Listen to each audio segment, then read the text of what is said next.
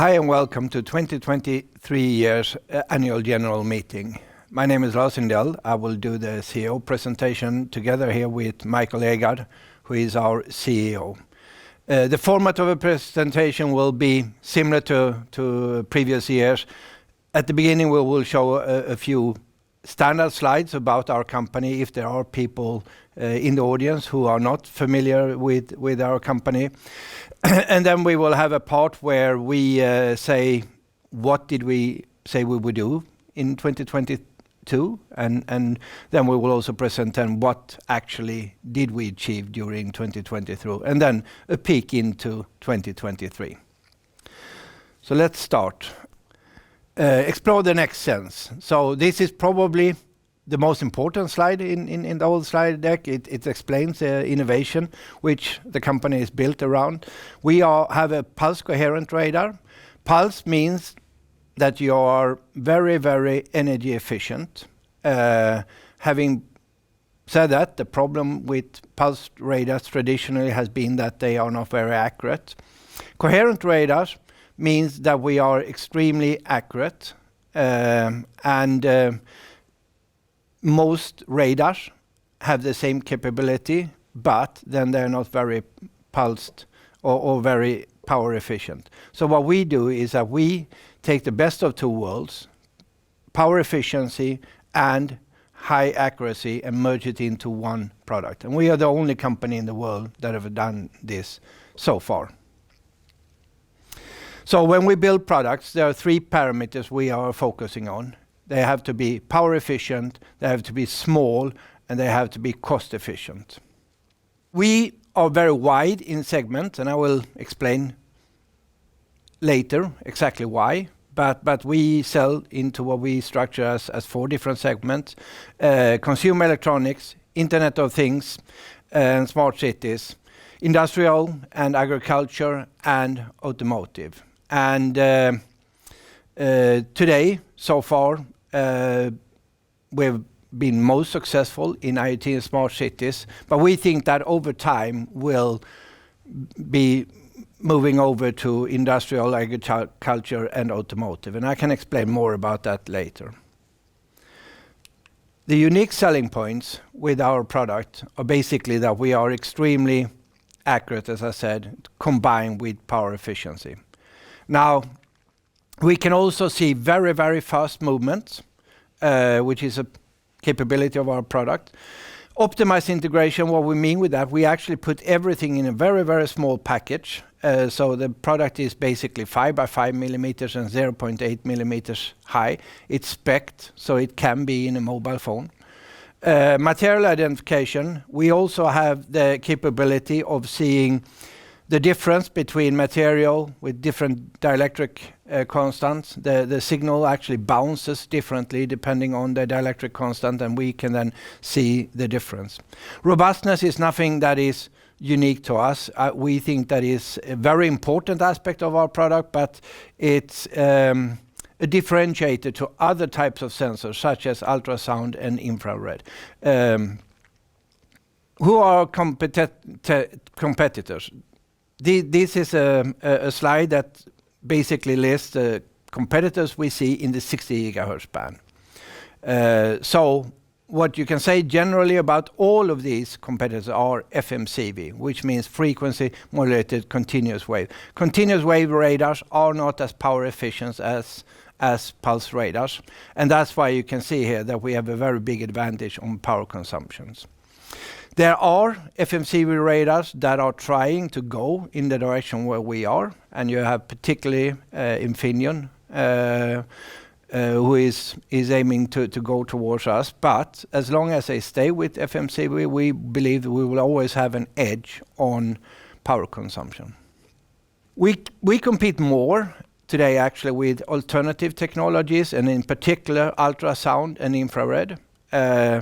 These ones are if you see this graph here, on one axis we have the environmental robustness, where we are much, much more robust. A radar has no natural sources of interference, can only be interfered with by other things in the same frequency band.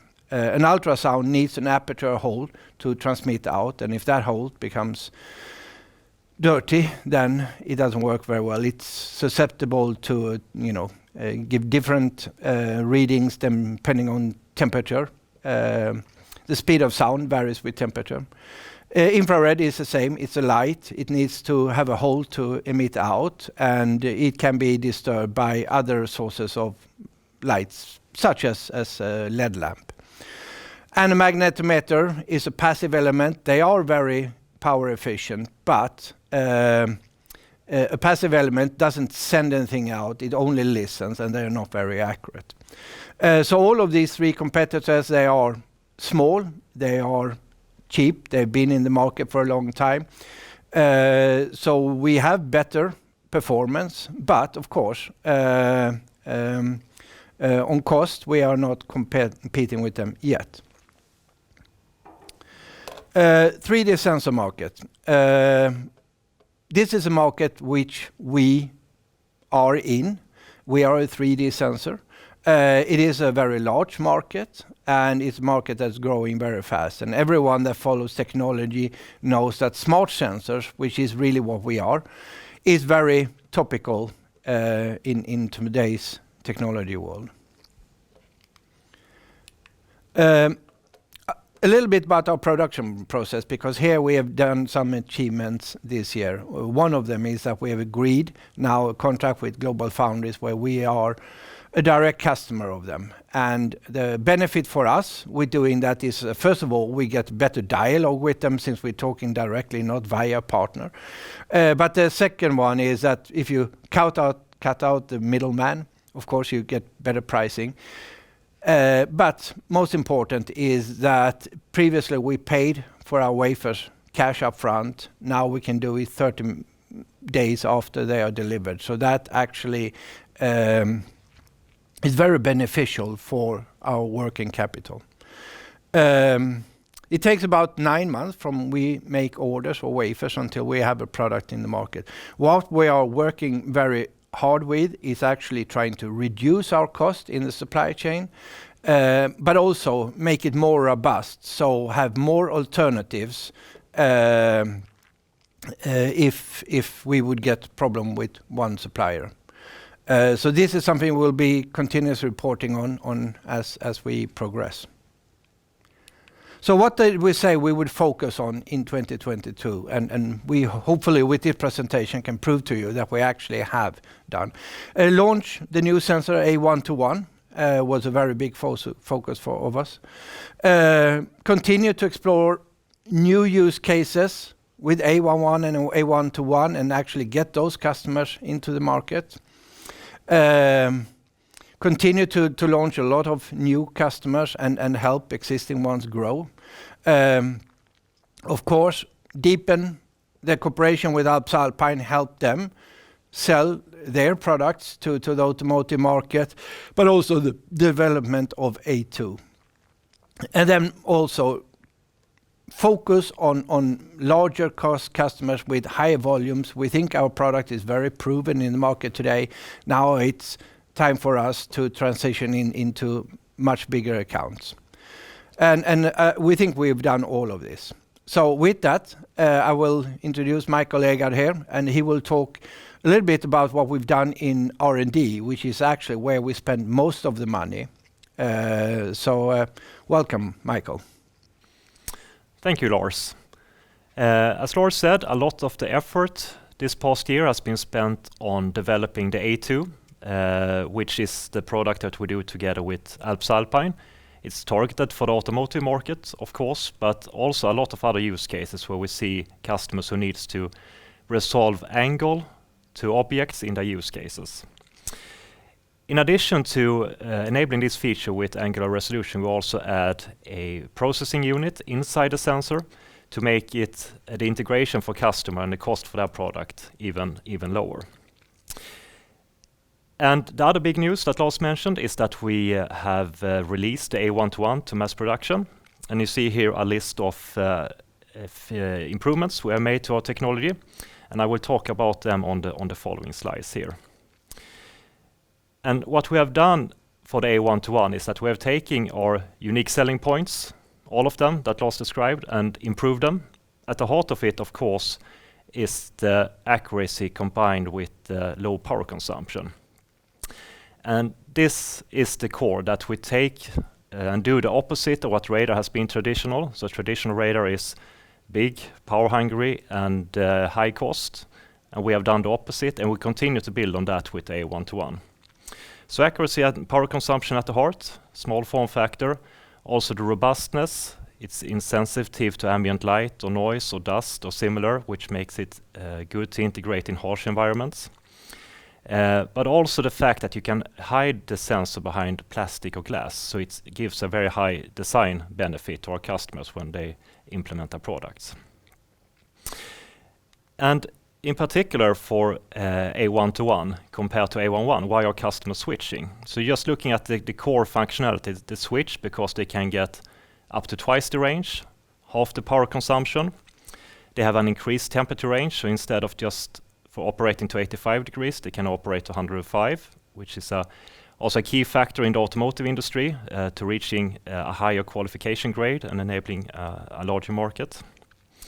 And it's also lower cost to integrate. So improvements were made in the sensor makes it cheaper for the customer to build products from it. And together with now that we announced release for mass production, we have implemented what we call reference applications. So we make product grade implementations of, in this case, this first case, distance and presence detection to decrease the time to market for our customers. And it's what you see to the top right. So we make the implementation, make the software application, we do a documentation around it, provide test data, so it's a very small step for the customer from what we offer until they have a product on the market. And of course, in addition to this basic offer, the A121 also enables new use cases, new advanced use cases. It's 3 examples here: surface velocity, traffic flow measurement, and vibration measurement. And to get this out to the customers early, as you see to the bottom right here, we post examples of this on what we call our innovation lab to efficiently and quickly spread it in our different distribution channels. And the vibration measurements I will come back to later and do a demo of that functionality. The vibration that we measure, it can be motors that vibrate, bridges, some application where you need to monitor the structural integrity to make sure that nothing breaks. And in addition to these reference applications and innovation lab posts, what we also offer to customers to get to market quickly is, of course, our evaluation kits and our modules. So our module takes our sensor, integrates with the host processor in a small form factor that makes it even easier to integrate. And customers get the software free of charge from a website, download our open source exploration tool, which helps the customer visualize, evaluate, and start to build a product. And the exploration tool is what we will use to demo the vibration measurement. So what you see here is the exploration tool for A121, and to the left you see the different use cases and different types of pre-processing that is available to the customer, and we keep adding more and more all the time to help the customer get to market as quickly as possible. What we will look at now is the vibration measurement, and here I will use tuning forks to detect the frequency that it resonates with, and the purpose of this is to demonstrate how very accurate the technology is. So it vibrates with a high frequency, but with a very small amplitude, and still it's possible to detect. So if I put the tuning fork in front here and hit it like that, you see it detects the frequency, and I can switch to a different type here and hit it, and it detects the frequency. So this is something that is very useful in the structural integrity applications, where we need to monitor different types of infrastructure vibrations over time. Another important factor for growing our business going forward is what we've been working on in the US for the past years. So since 2020, we've been part of an effort to update the regulation for the 60 GHz band in the US. So that is regulated by FCC, the Federal Communications Commission. So we've been working with them and interested industry parties to expand the allowable output power and remove any use case limitations in that regulation. And the key factor is to do that in a way that promotes coexistence between different types of technologies. And in this case, it's radar and communication systems, Wi-Fi more precisely. And the proponents for that type of technology is Intel, Meta, and Qualcomm in these discussions.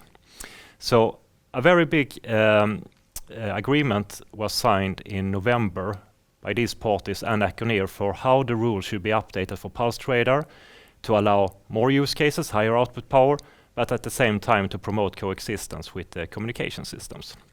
So that was a very big achievement. And in February of this year, a similar agreement was signed for FMCW technology. So now FCC has everything needed to put together a new regulation, and we expect this to happen in the summer of 2023.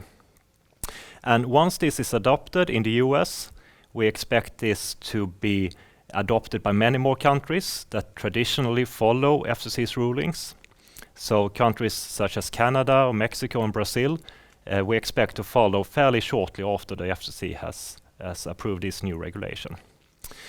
And this will be a very strong driving force, not only for our US customers, but also for global customers who want to put a market in many different countries, and US being main of their main markets.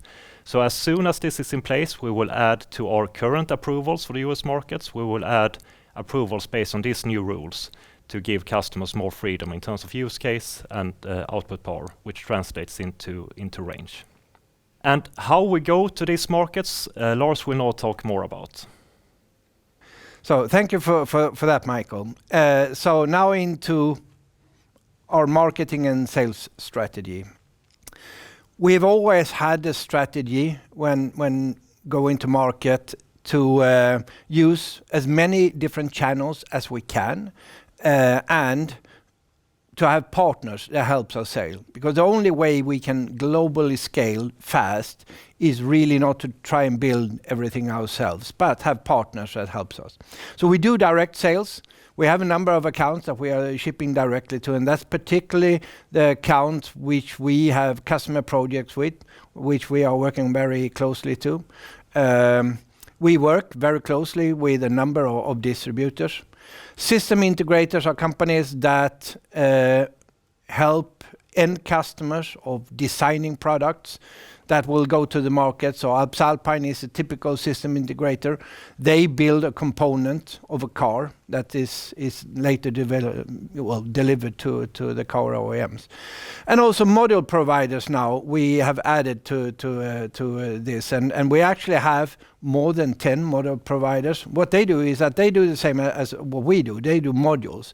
But there are an endless amount of different types of permutations you can do of modules. So it's very good for us to have other companies doing modules which they launch in the market and can be used in many different types of applications, not only specific to one application. Global distributor network. This has been static for several years. We set it up very quickly, and then we've been working with the companies that we have. So there are very few changes here. Point out, we are not shipping to our disti Scanti in Russia anymore for obvious reasons. And we actually very recently added Tech Ahead in Korea. And one of the things that we will be looking for in 2023 is to add more distributors, and specifically in markets where we are right now not present. So expand our geographic focus with adding a few more distributors. So what have we really accomplished? Well, so now we are 114 launch customers on a global scale.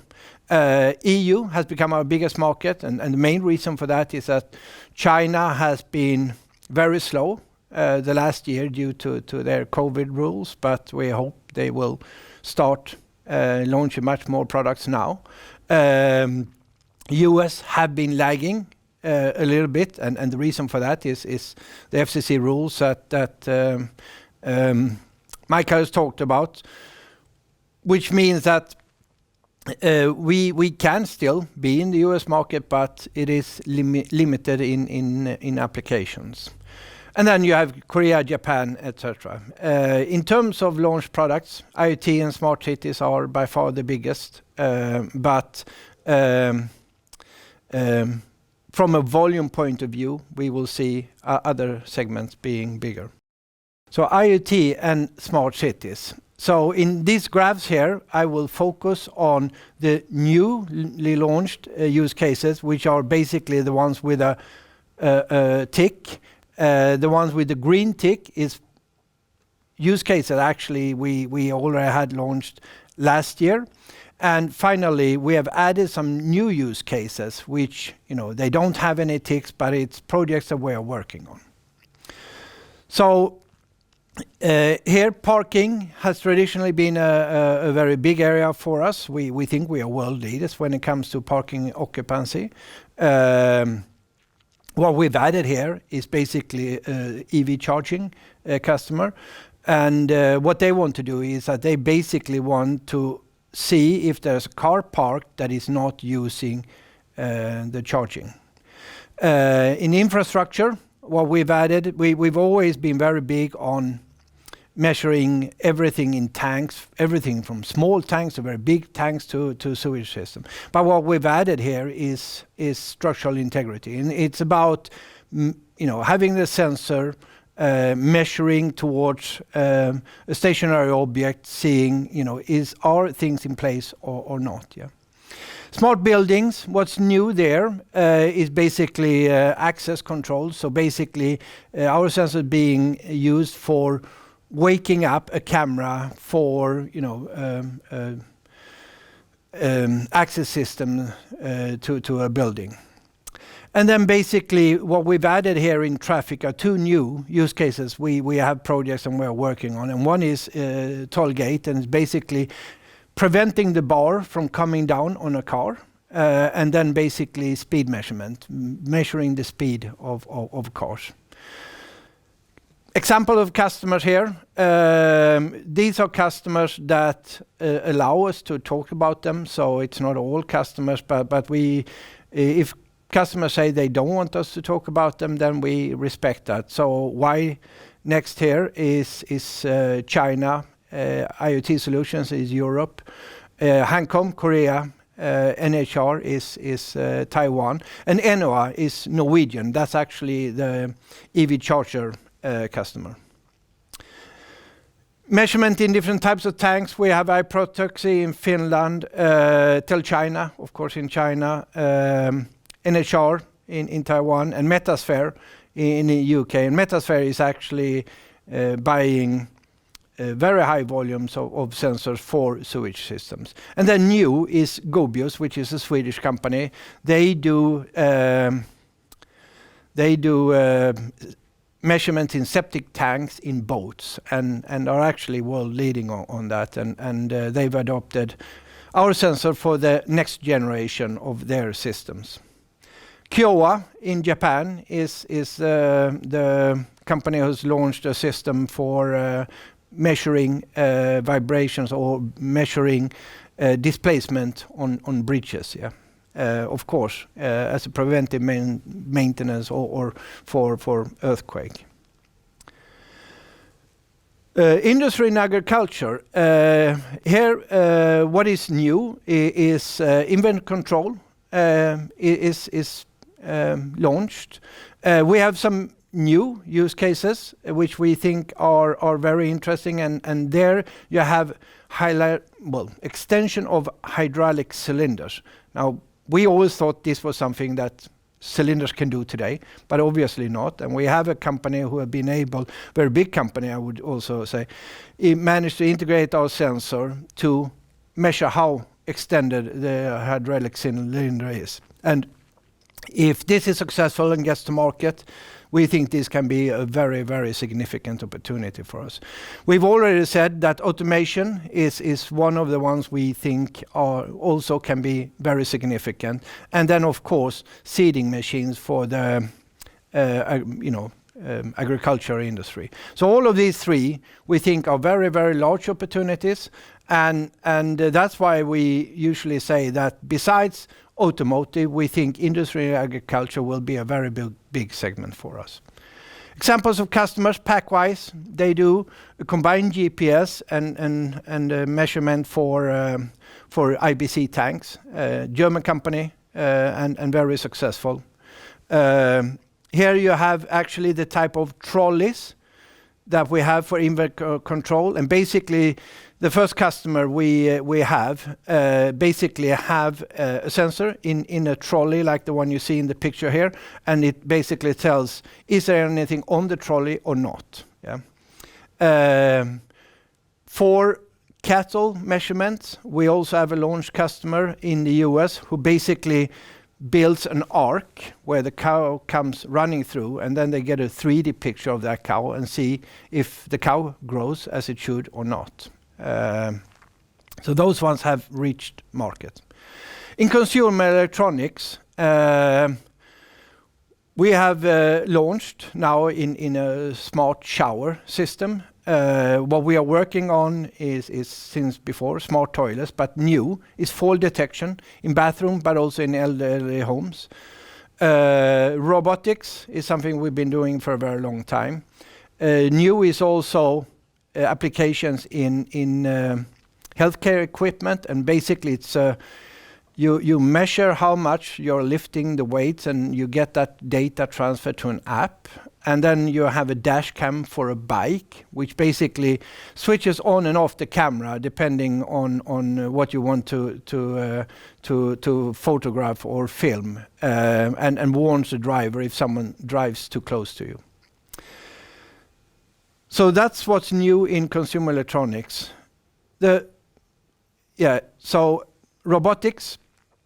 I think these we had last year, but of course, UK GrooveX, Avatarine are robots for the Japanese market, and then we have our robot lawnmower, and we have a desk table robot in Japan. Presence detection, that's Orbital, a local company here in Malmö, who build very high-tech showers, and they actually use two sensors in their showers based on us. Automotive is probably the area where we visibly have succeeded with a lot last year. Having said that, for us, we've been working on these projects more than 5 years, so it's not so much new for us, but we now actually it's more public on which cars we are in and how we are progressing. Again, there are two different use cases. One is access control. It's basically a kick sensor. You open and close the trunk with your foot. And then it's interior detection. Interior detection is 3 functionalities. One is child presence, and that's how it all started. That's something that will be driven by Euro NCAP and in the US legislation. But it's basically functionality to save the lives of children or pets. So that's how it all started. But the car OEMs realized they can actually do seat occupancy with our sensors, and then they can take away the pressure sensors that they have today, and then they can also do alarm in the car, and then they can replace the ultrasound sensor that they have. So this is of course a very big opportunity for us. The partners we are working with, Nexty is a disti that buys sensor from us. So when you see purchase order from Nexty, it is for the automotive industry. They ship to Alps Alpine, who builds products, and then basically they sell to the car OEM. So the first car that is launched is from General Motors. We still have 3 design wins in the interior sensor and 3 in kick detection. We've recently added a 4th one, which is with one of the 5 largest companies in the world. So that's the status of design wins. Here, the Cadillac Lyriq is the one with the first kick sensor. And as previously been announced, EX90 and Polestar 3 are cars that we are integrated in. And the way that it works, if you take an EX90 as an example, is that in the overhead console you have 3 sensors. One pointing to the driver, one to the passenger, and one between the 2 front seats towards the middle seat in the second seat row. Then you have in left lamp, you have 1 sensor. In right lamp, you have 1 sensor. And if you go to the third row, it's the same. Left lamp, 1 sensor. On the right-hand side, 1 sensor. And then, of course, you have a kick sensor. So in total, in an EX90, we have 8 sensors. And in a Polestar 3, we have 7 sensors. So we don't call these ones launch yet. They are announced, but they're not launched. For us, when we say launched, we actually wait until it's not only announced, but also it's, have started mass production and the cars are rolling on the streets. One thing that is new, we are giving a forecast of what we see this market. If you look at the Kingston's market, that's a market that already exists today. That market is today almost 100% or 100% capacitive sensors. Capacitive sensors are not very good, and the market will change to radars. We think we are first out with a kick sensor in a car, so we are in a very good position. But we think that this market will, over the next decade, completely go radar. And we think we can be one of the world leaders in this market, together, of course, with Absalpine. Interior sensing is different. It's an emerging market. As you can see here, in 2023, it's basically close to 0. We think that when these cars are coming out on the street, they will be the first cars with these kind of systems. And we think that in this market, which we see will become a very big market, we at least are in the pole position, and we will have a reference that everyone sees. And not only a reference, but actually with one of the leading companies on car safety. So we think we are in a very big, a very good position for this emerging market. But we see the real growth and uptake will be 2025, 2026, sort of. When it comes to our revenue distribution, what you see is that we are working with many markets. We are working with many use cases, and we are working with small accounts. We are working with big accounts. And reason is, why do we do that? So I will try and explain this with this graph, where you have actually, it's all about having a diversified revenue line. And what you want to do is that when you have many accounts and you have smaller accounts and you have bigger accounts, smaller accounts you do get a better gross margin. Bigger accounts, they negotiate the prices more, but the blended margin is good if you mix them up. You also have higher stability in your revenue curve if you're not too dependent on a few customers.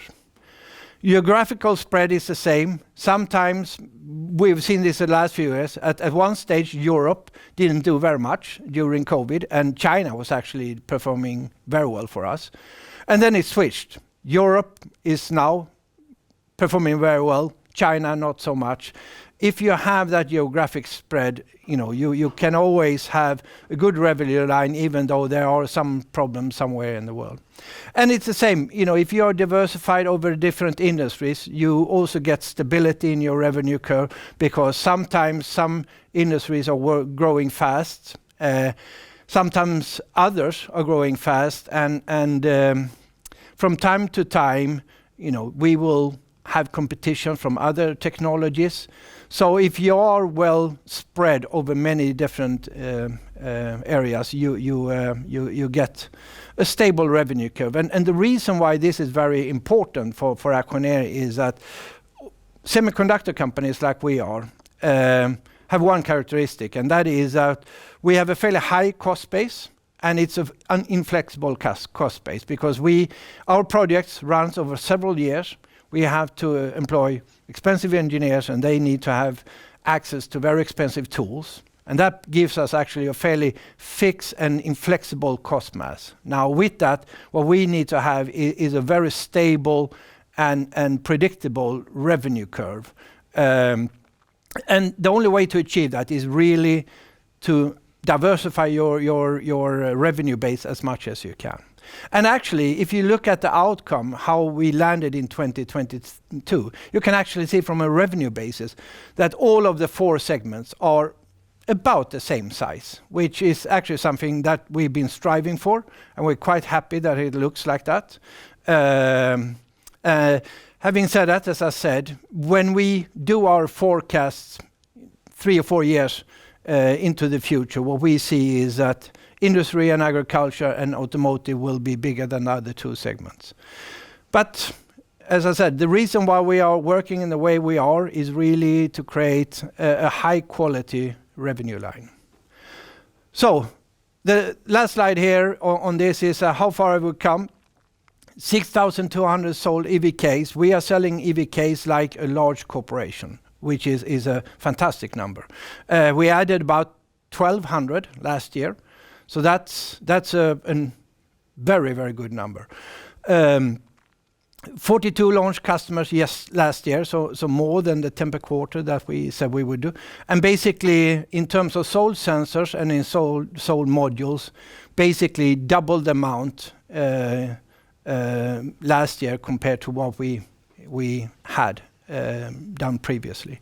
So what that means is that we have a revenue line that is growing very steadily, and we're still selling at very good gross margins. So this is really what we are striving for, and we are happy that we can actually show it in real numbers.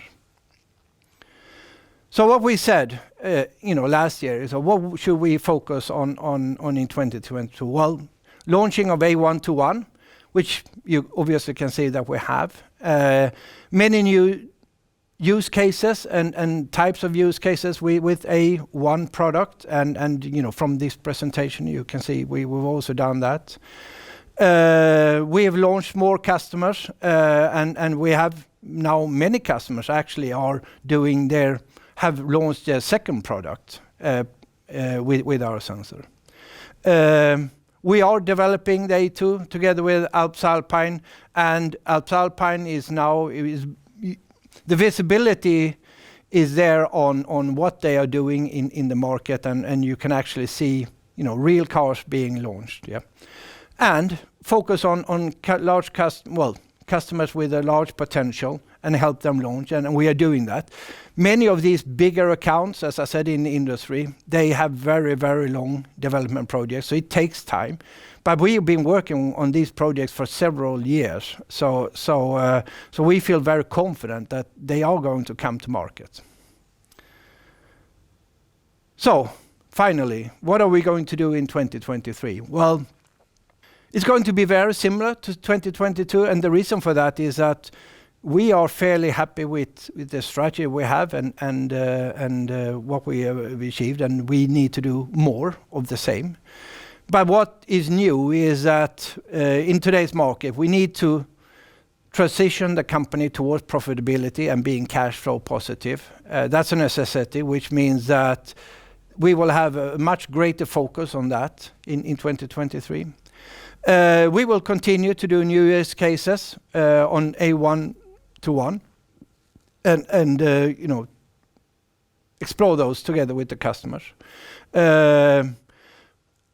Access new customers and help them launch. Of course, we still have our goal of doing more than 40 this year, and we still think we can.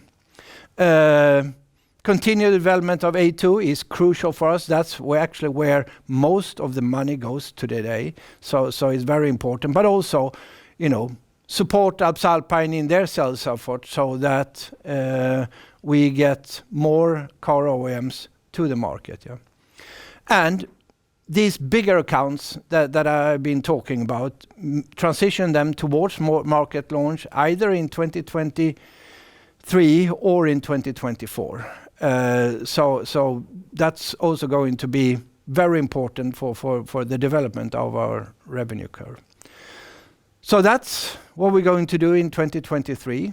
And that's the end of the presentation. So now I can take any questions. Thank you.